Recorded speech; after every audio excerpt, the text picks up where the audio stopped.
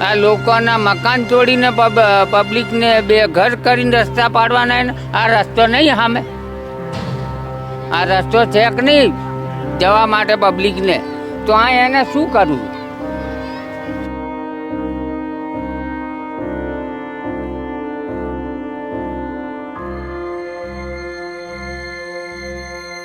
ભાજપ સરકાર છે એટલે પબ્લિકનો નાશ જ કરી નાખે ગરીબ જોઈએ જ નહીં એ તો એમ કે સબકા સાથ સબકા વિકાસ એવું તો કે કશું નહીં શું વિકાસ છે લોકોની બરબાદી કરી નાખે ઉપર બેઠો બેઠો પંજો સરકાર હતી આંભળતી પબ્લિકનું આ સરકાર તો કોઈનું આંભળતી નહીં એટલે કોંગ્રેસ સારી લાગતી તમને કોંગ્રેસ એક નંબર હતી અને આ ભાજપ બેકાર ગરીબને બસ પતાવી જ નાખો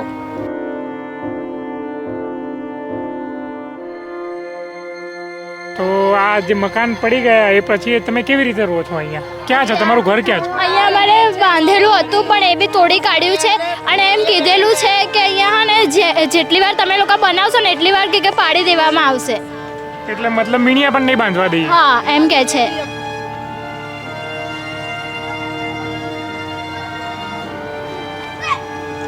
કોઈને સામાન બી ના લેવા દીધો કે કોઈને વાહણ બી ના લેવા દીધા બધાને રોવરાયા કોઈ તો ડટાઈ ગયા ને કોઈ તો મરી ગયા ને અત્યારે અમારા દિયોર ઓફ થઈ ગયા મારે 2 છોકરા ઓફ થઈ ગયા અત્યારે હું એકલી છું તો કરવું શું હે છોકરા વગરની માં કરે શું એ તો એને દિયાવી જોઈએ ને નાઈ બી દિયા નહીં કોઈને દિયા નહીં એટલે હવે સરકાર એમ કહે છે કે અમે તો બહુ દયાળુ છીએ સંવેદનશીલ છીએ ગરીબો માટે બહુ કામ કરીએ છીએ આ બધું કે પણ સાહેબ એક વર્ષ થઈ ગયું એમને કર્યું હોત ને તો અમે આ વર્ષ ત્યાં રખડતા ના હોત નમસ્કાર ક્રાંતિ માર્ગથી હું વિમિત કુમાર સાથીઓ અમદાવાદના કેશવનગર વિસ્તાર જે સુભાષ બ્રિજની નજીક આવેલો વિસ્તાર છે ત્યાં આગળ છું ને અહીંયા તમે જે જગ્યા જોઈ રહ્યા છો કેમેરામેન જરા બતાવે અહીંયા પહેલાં 150થી વધારે મકાન હતા અને અત્યારે આને મકાન ધરાશાયી કરીને ઠાકોર સમાજના મકાન હતા એને ધરાશાયી કરીને અહીંયા અત્યારે ખુલ્લો પ્લોટ કરી દેવામાં આવ્યો છે અને જે 150 લોકો હતા તે અત્યારે અહીંયા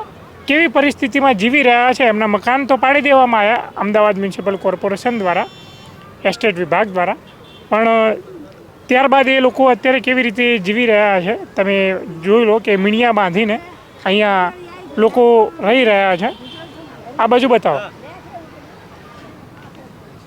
કાકા અહીંયા આવો છો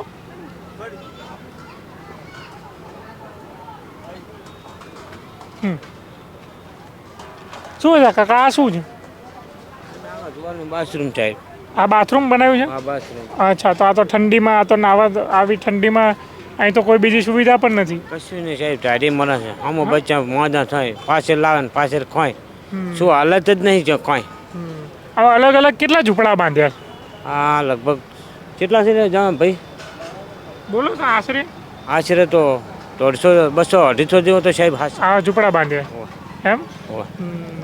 અહીં જોઈ શકું આ શું નામ કાકા તમારું જવાનજી જવાનજી આ તો લાકડીના ટેકે ઉભા છે હા હા તમારો આ જે આશરો હતો ટેકો મકાન એ તો ધરાશે થઈ તૂટી ગયા હા તો હવે હવે આ પડ્યા રોડ ઉપર અચ્છા હમ કેટલા ટાઈમથી આ રોડ ઉપર છો અમે ઝૂંપડા બાંધીને? 12 મહિના થઈ ગયા 12 મહિના તો અહીં તો લાઇટ બાઇટની કઈ સુવિધા નથી કશું નહીં કાંઈ ટોયલેટ બાથરૂમ કશું નથી કશું નહીં પરિવારમાં કેટલા લોકો છે 8 જણા 8 જણા 8 આવી રીતે કડકડતી ઠંડીમાં આવી રીતે ઝૂંપડા બાંધી પડ્યા રહીએ શું કરીએ મજબૂરી હે ને કેટલા વર્ષોથી રહેતા હતા પેલા મકાન હતા ત્યારે મારી ઉંમર 65 વર્ષની થઈ 65 વર્ષ જન્મ અહીંયા જ થયો હા મારા મમ્મી પપ્પા મારા પહેલા નહીં રહેતો હોય અચાનક તમને કહેવામાં આવ્યું કે ભાઈ ખાલી કરી દો હાલો પાડી દેવાનું છે ના તો નોટિસ આલી હતી કેટલા દિવસની નોટિસ આપી હતી એટલે એવું તો કાંઈ નહીં બરાબર આ રસ્તો 30 મીટરનો હતો બરાબર અત્યારે મ્યુનિસિપાલિટી 64 મીટરનો રસ્તો બતાવે બરાબર એટલે રસ્તામાં આવતા હતા બધા મકાન ખાલી કરવાનું કીધું 30 મીટરનો જ હતો રસ્તો હતો અત્યારે 64 મીટર એણે ડબલ કહી નાખ્યા બરાબર એટલે આ સરકારને કોઈ પહોંચતું જ નથી ભાઈ બરાબર આ તો કે હિન્દુવાદી સરકાર હે કાકા હા હિન્દુવાદી સરકારી હા આ તો હિન્દુવાદી સરકાર છે ભાઈ લોકોને બરબાદ જ કરી નાખ્યા સરકાર ભાજપ સરકાર છે એટલે પબ્લિકનો નાશ જ કરી નાખે, ગરીબ જોઈએ જ નહીં. એ તો એમ કે સબકા સાથ સબકા વિકાસ એવું હા, તો કે કશું નહીં, શું વિકાસ છે? લોકોની બરબાદી કરી નાખે ઉપર બેઠો બેઠો. અહીંયા રોડ બનશે તો વિકાસ થશે એવું કે શું વિકાસ થશે? આ બરબાદી કરી નાખીએ વિકાસ થશે? ક્યાં એને રસ્તો લઈ જવાનો? શેના માટે? પબ્લિક માટે. શું પબ્લિક માટે? આ લોકોના મકાન તોડીને પબ્લિકને બે ઘર કરીને રસ્તા પાડવાના ને આ રસ્તો નહીં સામે? આ રસ્તો છે કે નહીં જવા માટે પબ્લિકને? તો આ એને શું કરવું? એટલે તમારું એવું કેવું છે હેરાન કરવા માટે આવું કરે? હેરાન કરવા જ ને કાયદેસર કરવા કરે કરે જ છે ને હેરાન આ સરકાર તો. શું નામ કાકા તમારું? મને દલોભાઈ હા. એમ કહેવાય. પંજો સરકાર હતી સાંભળતી પબ્લિકનું. આ સરકાર તો કોઈનું સાંભળતી નહીં. કોંગ્રેસ એટલે ઇન્દિરા ગાંધી આ રસ્તા ઉપર 3 વાર નીકળ્યા. અને ઇન્દિરાબેન ગાંધીનું કેવું એવું છે, જે રહે એનું મકાન, જે વાવે એનું ખેતર. એવું ઇન્દિરાબેન ગાંધી કાયદેસર બોલતા. પેપરમાં બી હતું. એટલે કોંગ્રેસ સારી લાગતી તમને કોંગ્રેસ 1 નંબર હતી. અને આ ભાજપ? બેકાર. ગરીબને બસ પતાવી જ નાખો. એ તો એ મોદીજી એમ કે હું તો ગરીબ કા બચ્ચા હું, ગરીબ મને વોટ આપે છે અને ગરીબે મને અહીંયા આ તો પહોંચાડ્યું. આઈને અહીં જોવા, અહીં જોવાય ખબર પડે એને. કે શું હાલે? અહીં જોવા આવે ખબર પડે એને. તો સાંજે સારી રીતે ખાઈ પીને સુઈ જવું છે બસ. એ એસી તો એમ કે છે કે હું તો 18 કલાક ગરીબો માટે કામ કરું. ક્યાં કર્યું કામ? ક્યાં કામ કર્યું? અમારા મકાનો તૂટ્યા એ વખતે અહીં ગાંધી આશ્રમમાં આવ્યો હતો મોદીજી, તો અહીંયા આવ્યો. અમારા મકાન તૂટી ગયા એના 15 દિવસ પછી ગાંધી આશ્રમમાં મોટી સભા કરી હતી. અહીંયા આવ્યા બરાબર. બરાબર. કેટલાય આ બાજુ. નેતાઓ અહીંયા આવે છે, કોઈ જોવા જ નહીં આવતું. એટલે આ સરકાર તો બસ ગરીબોને પતાવી નાખો. શું નામ બેન તમારું? મંગુબેન. મંગુબેન કેટલા વર્ષોથી અહીંયા રહેતા હતા? વર્ષો તો અમારે લગ્ન કરીને આવ્યા ત્યાં સુધી અમે રહેતા હતા. અચ્છા. હા. લગ્ન કર્યા ત્યારે અહીંયા જ હતા? અહીંયા. ત્યારે સરસ મજાના મકાન હતા. આ મકાન હતા.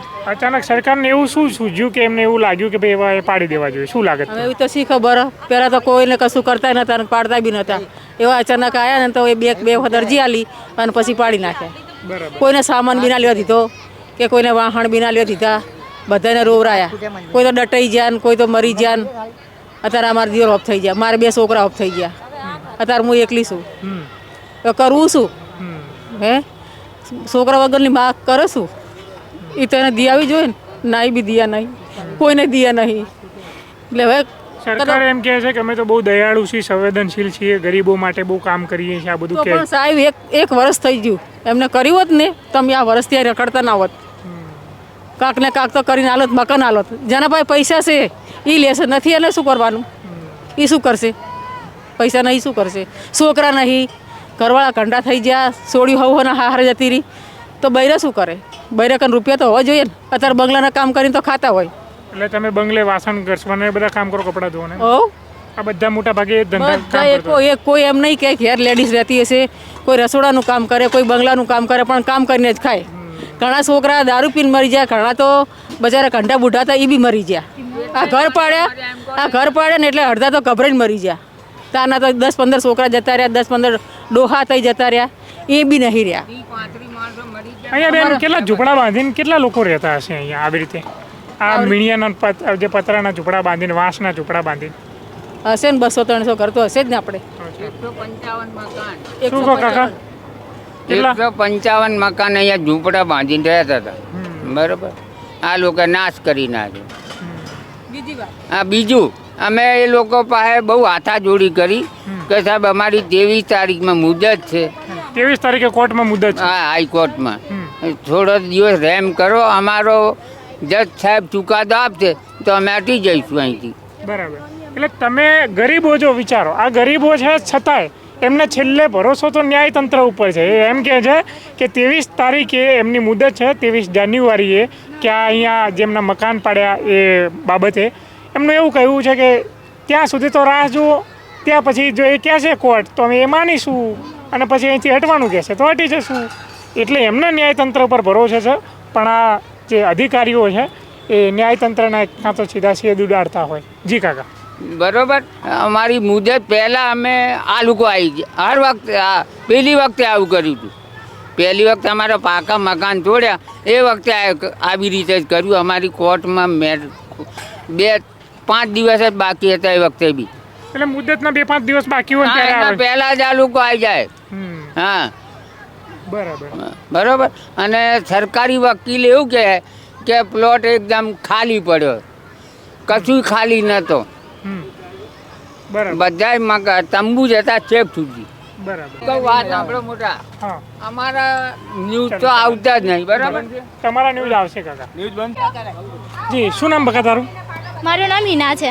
એના કેટલા વર્ષ સુધી અહીંયા રહેતા હતા એના? અમે અહીંયા 70 વર્ષથી બધાના ઘર હતા અહીંયા બધાના. હા, 1973ની સાલમાં અહીંયા બધાના ઘર બનેલા હતા.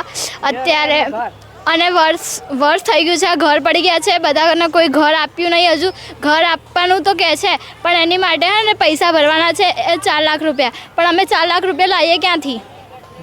4 ભરવાના કીધા? 4 લાખ રૂપિયા ભરવાના કીધા છે, તો 4 લાખ રૂપિયા અમે લાવીએ ક્યાંથી? શું કરે તારા મમ્મી પપ્પા? અમે બધા ઘર કામ કરે છે, બધા બંગલાનું કામ કરે છે. અચ્છા, તારા પપ્પા નથી? હા, પપ્પા એક્સપાયર થઈ ગયા છે. બરાબર. કેટલા ભાઈ બહેન છો? અમે 4 ભાઈ બહેન છે. બરાબર. અને 4 લાખ રૂપિયા ભરવાના એવું કીધું? હા. અચ્છા, તો આ જે મકાન પડી ગયા એ પછી તમે કેવી રીતે રહો છો અહીંયા? ક્યાં છે તમારું ઘર? ક્યાં છે? અહીંયા અમારે બાંધેલું હતું પણ એ બી તોડી કાઢ્યું છે. અને એમ કીધેલું છે કે અહીંયા ને જેટલી વાર તમે લોકો બનાવશો ને એટલી વાર કે પાડી દેવામાં આવશે. એટલે મતલબ મીણિયા પણ નહીં બાંધવા દઈએ? હા, એમ કે છે કે અહીંયા રોડ નીકળે છે, અહીંયા કોઈને કંઈ રહેવાનું નથી એવું બધું કહેવામાં આવે છે. તો અમે આટલા નાના છોકરાઓને લઈને બધા જઈએ ક્યાં? અહીંયા અત્યારે અમે રોડ ઉપર રહીએ છીએ અને રાત્રે કેટલા મચ્છરા હોય છે, ઠંડીનું કેવી રીતે રહેવાનું? શું નામ બેન તમારું? સાક્ષી. સાક્ષી, શું કહેશો આ બધું તોડી પાડ્યું તમારું? હા, અને જુઓ આનો હાથ બી ભાગી ગયો છે, આવી રીતે ઘર પડી ગયા હતા એમાં ને એમાં. હા, અહીંયા. શું નામ તારું? આર્યન. આર્યન, કેવી રીતે હાથ ભાંગી ગયો તારો? દોડતા દોડતા દોડતા ભાગી ગયો. અચ્છા, ક્યારે દોડે તું? કાલે દોડે તો? કેમ દોડે તો? ઘર પાડી દીધું હતું ને એટલે દોડી ગઈ.